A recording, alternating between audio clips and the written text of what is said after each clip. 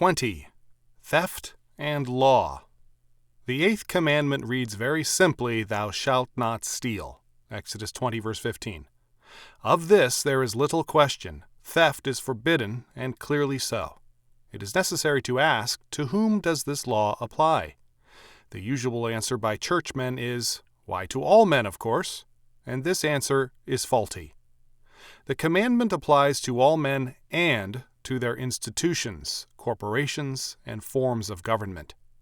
Failure to extend the law to its full jurisdiction has been productive of more than a little evil. At the root of this error is the unhappy fact that most churchmen treat the commandments as simple matters of morality, not as law. The Mosaic Law is indeed a moral code, but it is inescapably law as well. To deny to the Mosaic legislation its force as law is to surrender the world to the devil. In one of the most incisive studies of the law, Friedrich Niemeyer, who titled his study Essays Against Organized Sanctimony and Legalized Coercion, wrote in criticism of the ideas of Dr. Bruin's Slot, stating, quote, "Everything stands or falls on this simple question. Does a government have more authority than its citizens? If so, it must have got that authority from some greater source than the citizens. The only greater sources are God or Satan. Satan is never considered by Calvinists to be the source of governments. Governments are manifestations of the common grace of God. Therefore, Hitler had a quote-unquote peculiar inherent authority directly from God." Now we can realize how De Standaard came to follow the course it did during World War II. Grant the foregoing to Abraham Kuyper, to De Standaard, to the Anti-Revolutionary Party, and to Bruin's Slot, and where do you end up? Here are 4 propositions that follow naturally from Bruin's Slot's major idea. 1. God has restricted individual men by and to the 10 Commandments. 2. But God has given to government more authority or rights than individual men have. 3. Therefore, governments have direct authority to go beyond the 10 Commandments. That is, they may violate the 10 Commandments. 4. It is exactly that right to violate the 10 Commandments which constitutes the purpose of claiming a peculiar inherent authority for government. Hitler, you see, was operating quite within his quote-unquote rights derived directly from God. Concentration camps, firing squads, lies, violence, wars, oppression, all these are products of the peculiar inherent authority of government. Men are bound by the Decalogue. Governments are not. End quote. Niemeyer, who with Ingram stands almost alone in doing justice to the biblical law, has stated the case clearly. All authority is either from God or Satan. If authority is from God, then it is either under God's law and an agency of God's law, or else it has some special pipeline to God which enables it to sidestep God's law, and for this, Scripture gives no evidence. In a delightful footnote, Niemeyer added, quote, "A person reading this manuscript, with some amusement, worked out the obvious syllogisms. 1. The powers that be are ordained of God. 2. Satan is one of the powers that be. 3. Therefore Satan is ordained of God." Then he outlined the succeeding syllogism. 1. All the powers ordained of God must be obeyed. 2. Satan is a power ordained of God. 3. Therefore Satan must be obeyed. End quote. Such absurd thinking is far from absent in evangelical circles. In July 1967, this writer became the target of a demand for investigation as one teaching false doctrines because of a film strip text entitled "The Moral Foundations of Money." In that text, unbacked paper money was called a form of counterfeiting and inflation a form of larceny. One of the accusations made by the Reverend Albert G. Edwards of the Orthodox Presbyterian Church was as follows, quote, "This is accusing the state of robbery, which seems to go quite contrary to what Paul says in the 13th chapter of Romans, where we are told to give what is asked of us in regard to taxation and to recognize the right of the state in this." Edwards spoke of paper money inflation as a quote-unquote hidden tax rather than larceny. To call taxation larceny seems to be an act of open rebellion against the state, and contrary to Scripture, which admonishes us to be subject to the ordinances of men for God's sake. End quote. On August 7, 1967, this writer answered in part as follows, quote, You speak of paper money as a form of hidden tax, which is true. But your point with regard to Romans 13 I do not regard as valid. You yourself, I have heard, criticize certain actions of civil government as morally wrong, or in various ways wrong.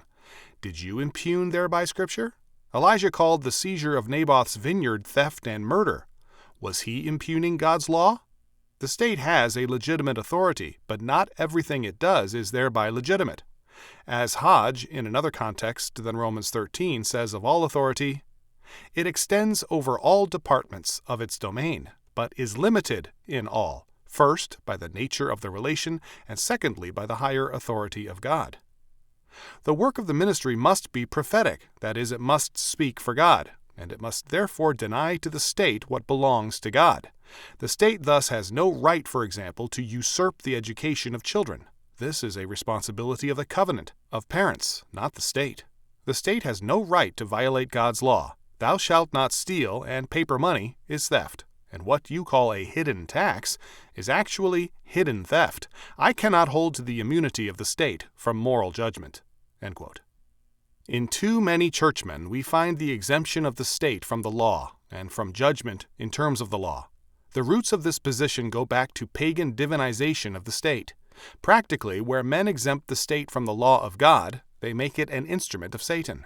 The law is the law for everyone.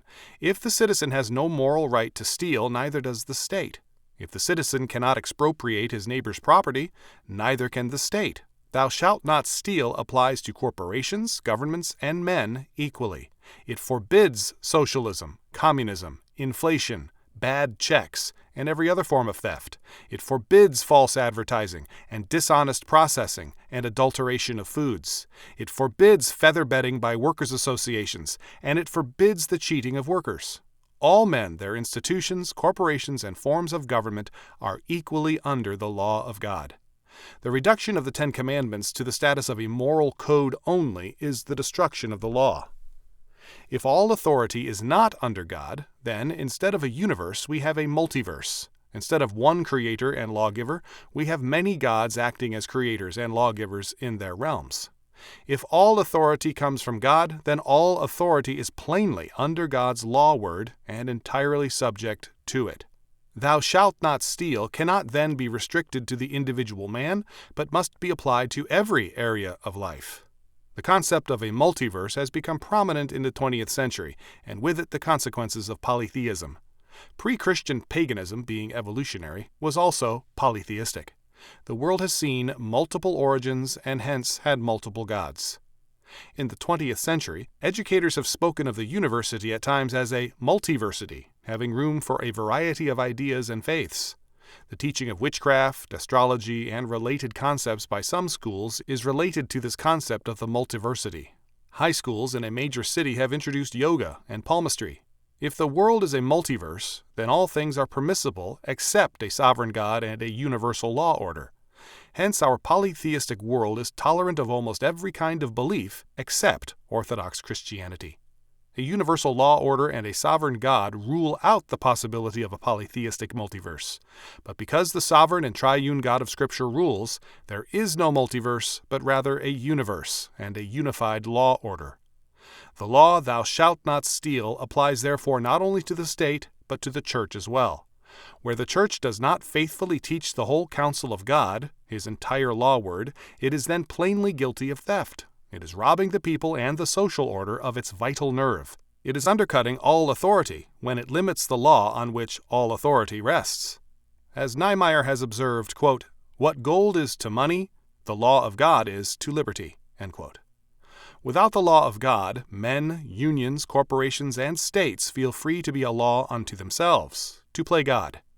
Failure to teach the law of God is thus to pave the way for tyranny. James Madison said of God's law, quote, "We have staked the whole future of American civilization not upon the power of government, far from it. We have staked the future of all of our political institutions upon the capacity of mankind for self-government, upon the capacity of each of us to govern ourselves, to control ourselves, to sustain ourselves according to the 10 Commandments of God."